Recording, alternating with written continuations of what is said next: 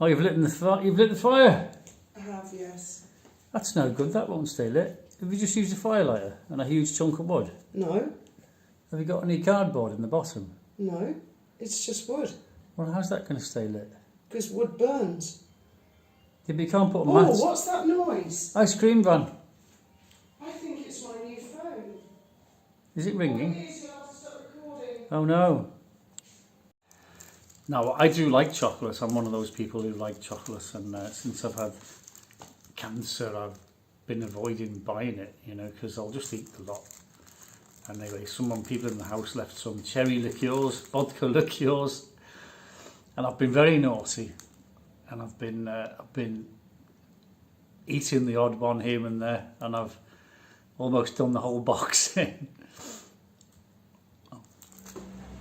Good morning, YouTubers. Well, I was keeping an eye out on Microsoft Flight Simulator 2024, which, as you know, I wanted to download it, and apparently, so did everyone else in the world that's into Flight Simulator, and it all crashed. All the servers crashed because they got this wonderful wheeze of an idea this time. Instead of downloading the game and playing it and having updates on the internet, which is what I used to get on my old version of X-Plane.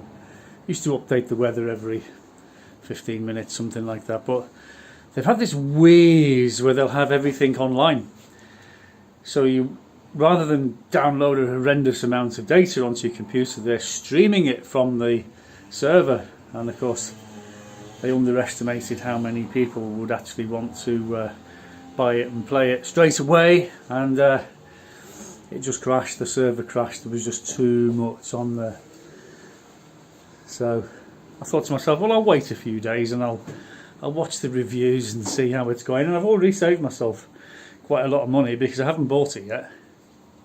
And there's different versions that you can buy, and it really amounts to how many planes that you get with the game. And most of the games, for example, you can get it for, I think it's $60, the basic version, and the deluxe ultimate version is about $200, and it comes with hundreds of aeroplanes.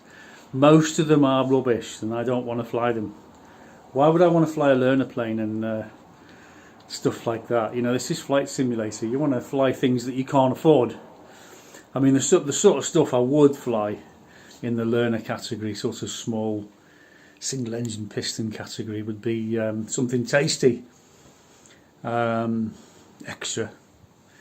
300, 330 springs to mind.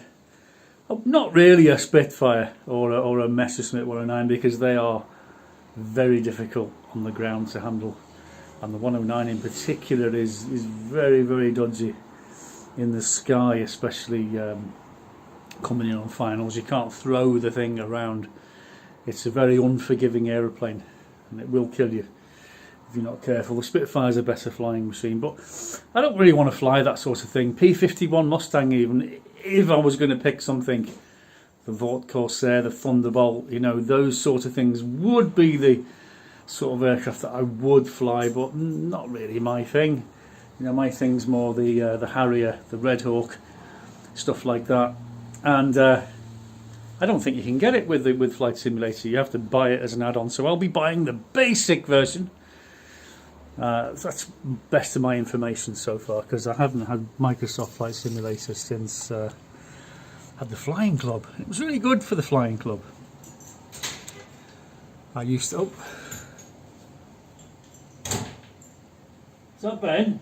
No, it's me. Oh, I thought Ben was back.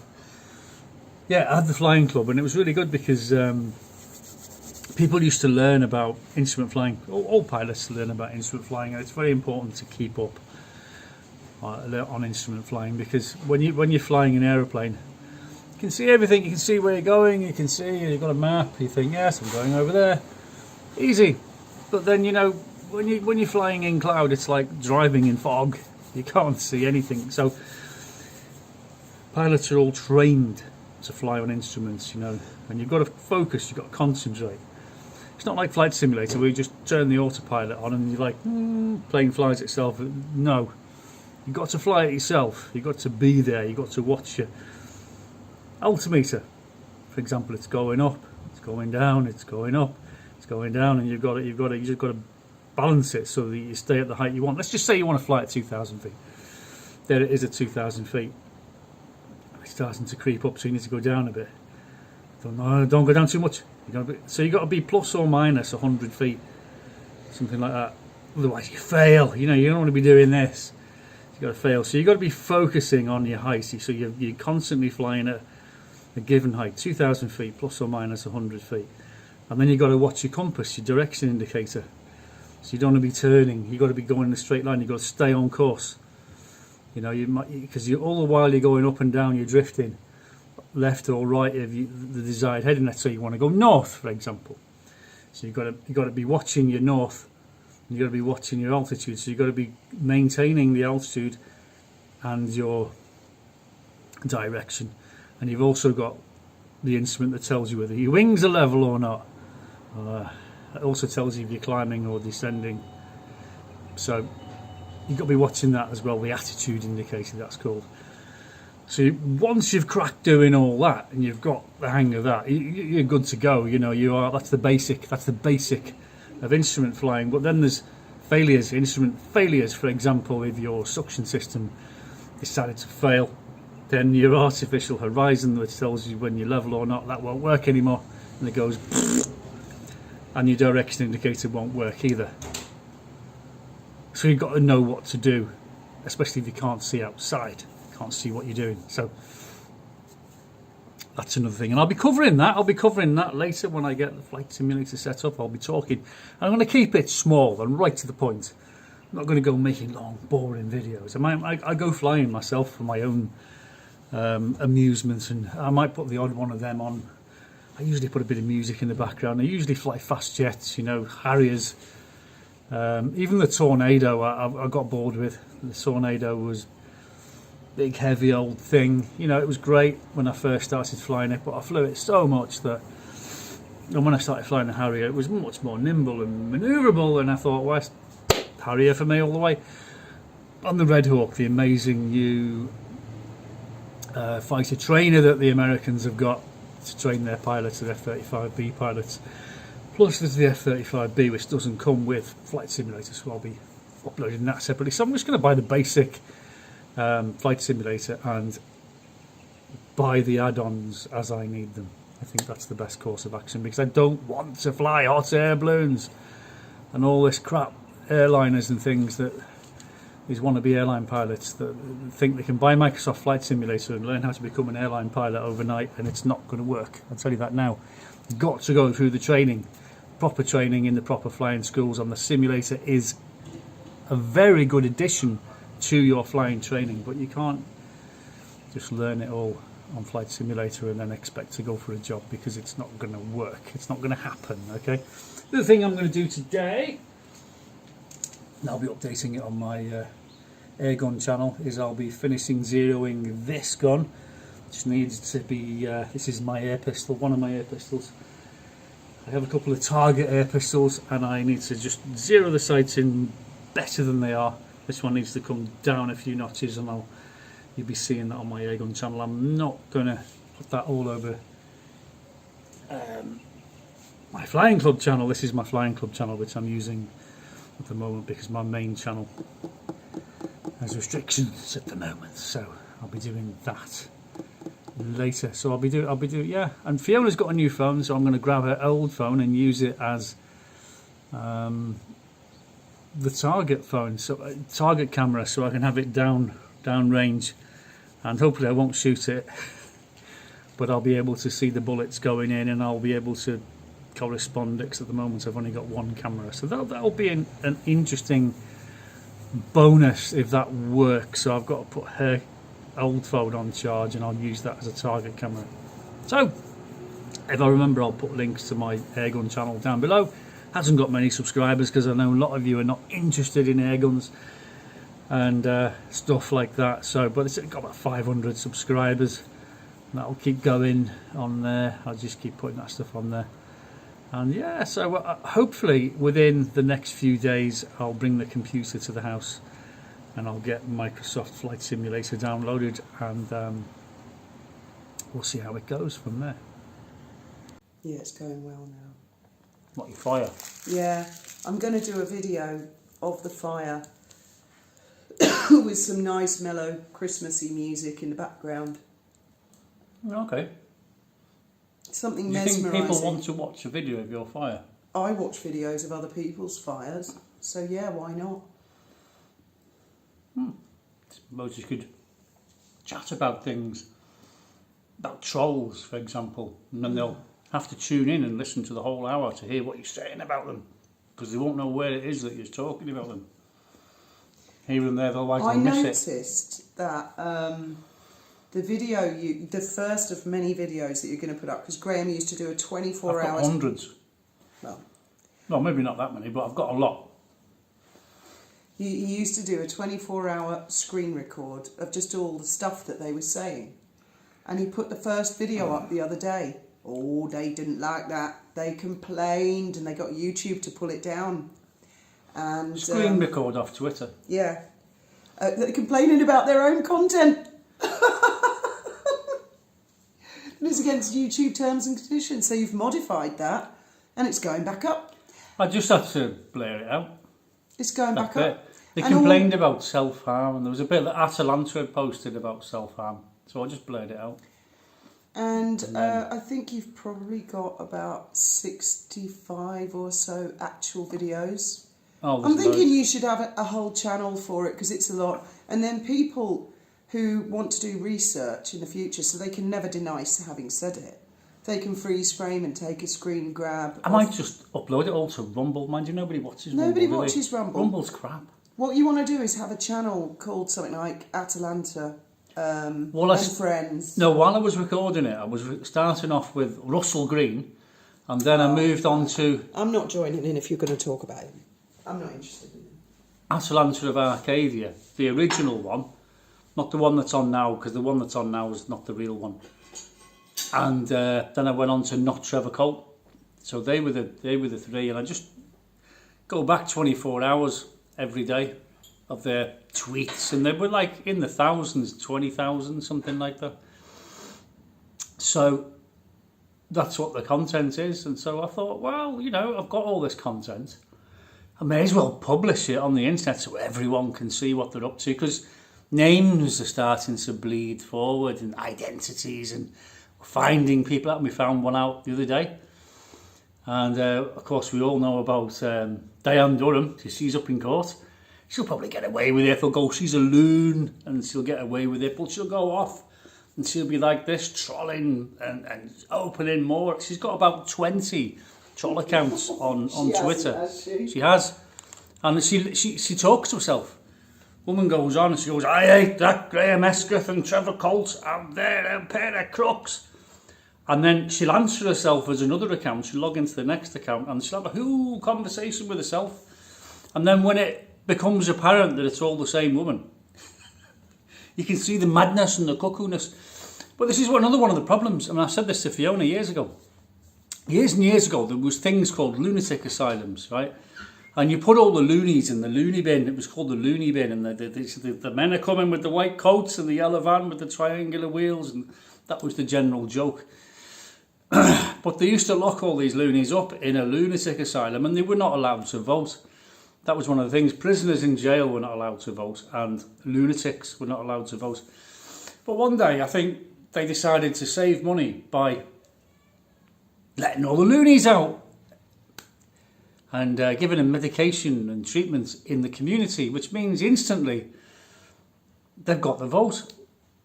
So you have loads and loads of lunatics out there in the community, whether they're taking their meds or not, and they've got the vote.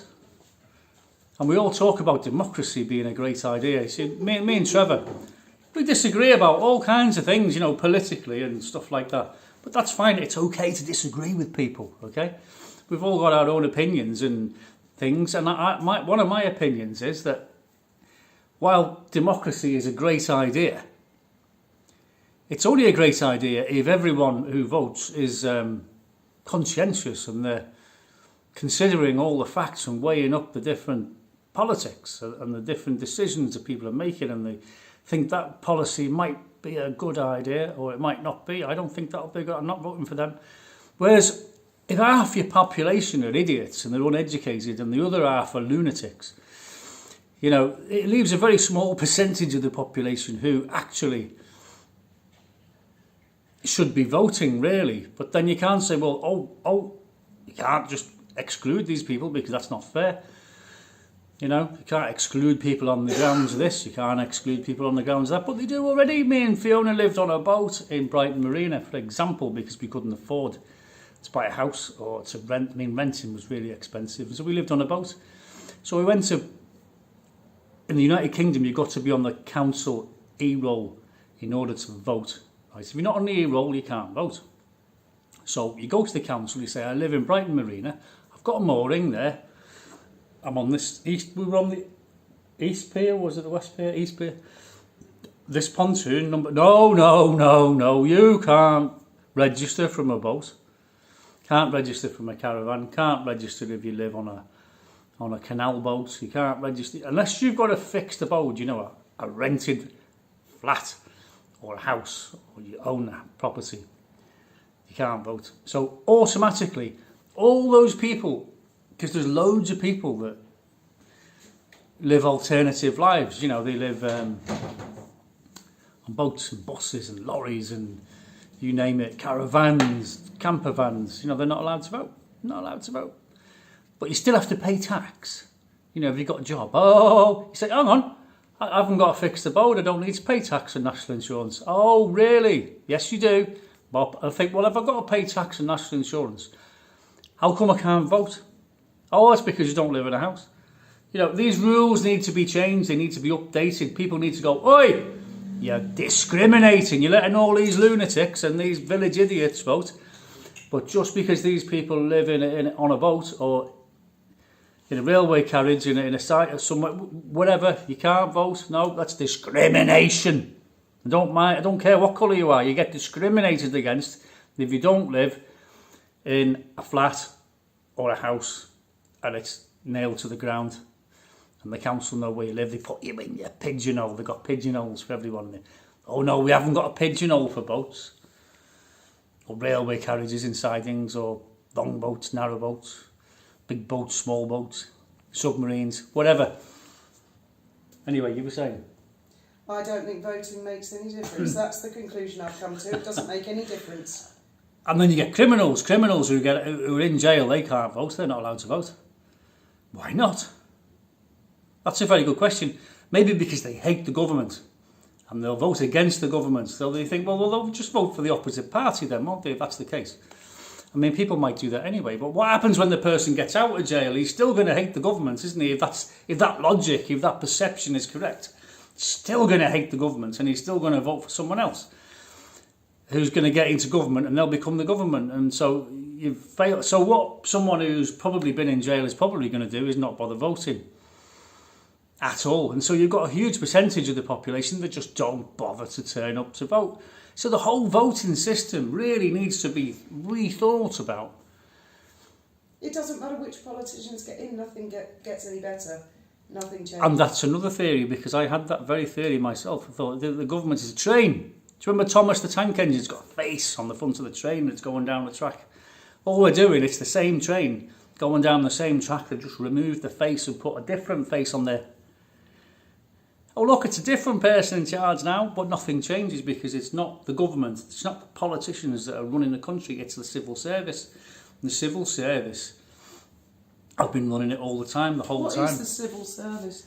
Well, it's people who work for the government to run all the government departments. No. The definition of the civil service. Would the army be part of the civil service? Yes. Would the police be part of the civil service? Yes. Okay, so when people say it's the civil service, I'm not sure that's an entirely accurate statement to make. Well, it is, because they're in control, they're running things, and you get a minister. The army and the police are running the country. Yes, they're taking orders from people further up. Now, you think straight away that your politician is in charge, and he's not. Did you ever see the series? What was that series called that you used to like? Yes, Minister. Humphrey and the likes of Humphrey, when they retire, they get a knighthood and they go to the House of Lords and things. They're the ones that are running the civil service, and they were the ones who manipulate the ministers into doing things their way. And so you think the minister's in charge. Well, his face is in charge, his name's in charge, he's on the top of the list, but he's not really in charge, is he? He has influence, for sure. They do influence certain changes, but otherwise, when like the Labour Party's in and they're making policies that are unpopular, and the others say, well, we get in, we'll change all that. They never do. They get in and they just leave it the way it was. Nothing ever gets backtracked. Yeah, they never. Nothing ever gets backtracked, does it? So I hate to talk about politics because I don't do politics on my channel, but sometimes it just comes to the head, doesn't it? How's your fire getting on, sweetheart? What was it you were saying about I can't light a fire? What was that you were saying, Graham? That it won't get lit? It looks like it's doing all right to me. He's so critical of my fire lighting skills. She's learning everything she knows from me. You said it wouldn't get going without any paper in it. I did say that, but I was wrong. She obviously cheated. She used some really small bits of wood. No, I put a log in there, a Yule log.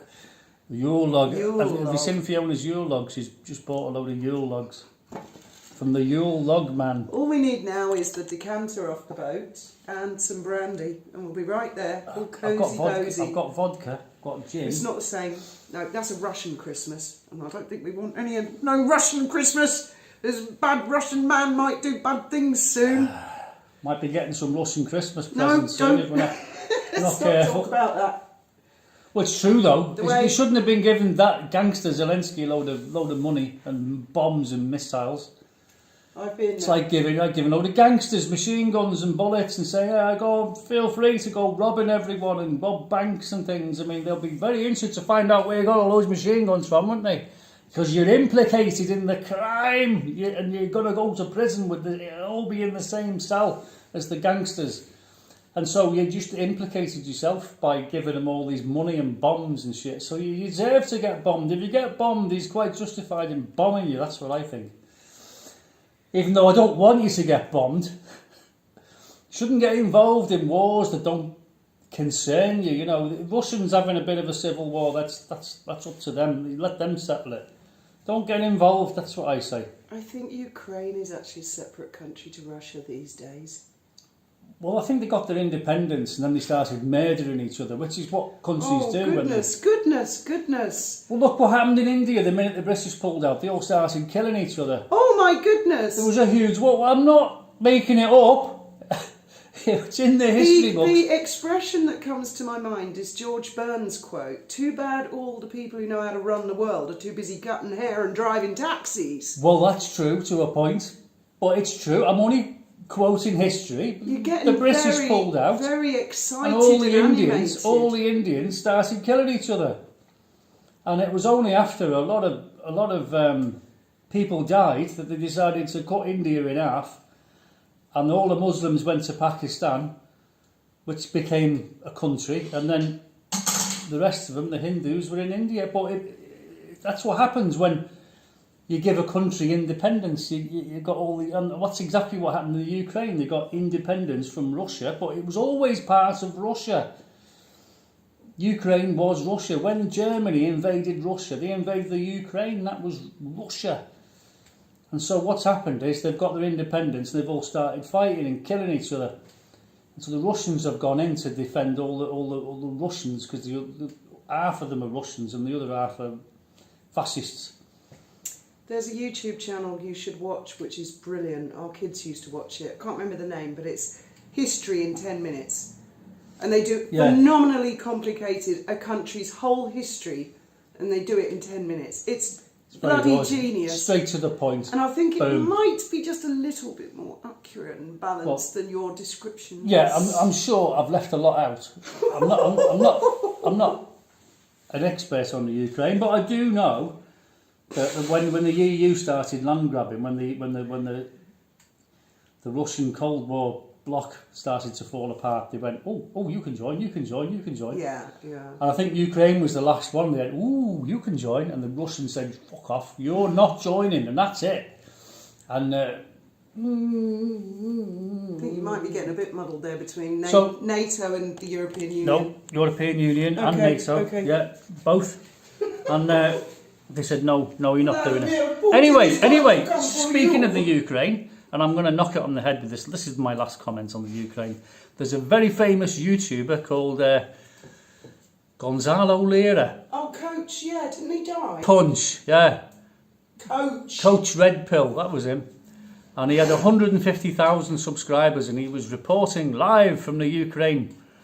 And he was going on about, like, Zelensky's men kidnapping the mayor and things like that, and I'm finding him dead in the town square with a bullet hole in his head the next day, and things like this. And he was saying, this Zelensky's a gangster, he's horrible. And they locked him up in prison, and he froze to death in a prison cell. Now, while I'm on the subject of the Ukraine, okay, we all know that Ukraine's in Russia, right? And it was in Russia during the Second World War. And then after the Second World War, the Ukrainians came to live in England. You see the Ukraine Club, and there's loads of kids at school with Ukrainian names. I've got mates who were born in England, the Ukrainian parents, and they came to England. And we think, why do all these Ukrainians turn up in England? Because Ukraine's in Russia, isn't it? So Germany, the fascists, right? Not the Germans, the Nazis, right? They invaded Russia. Right, and they come into Russia, and then they got defeated in battle, and they got pushed back to Berlin, and that was the end of the war. So I thought, well, how come the Ukrainians came to England? And I think they went beyond England. They went to Canada, they went to America, the United States. Loads of Ukrainians at the end of the war. And you think, I just shrugged my shoulders, didn't really think anything of it. It wasn't until many years later that I discovered that there's two kinds of Ukrainians. There's the communists and the fascists. And the fascists, of course, were on the side of the Germans, the Nazis at the time. And they were backing them up and helping them. And the Russians obviously took umbrage to that. And so at the end of the war, once they'd pushed the Nazis out back to Berlin, they were looking for reprisals, weren't they? And where's all those fascists that were helping those Germans? And they all ran off.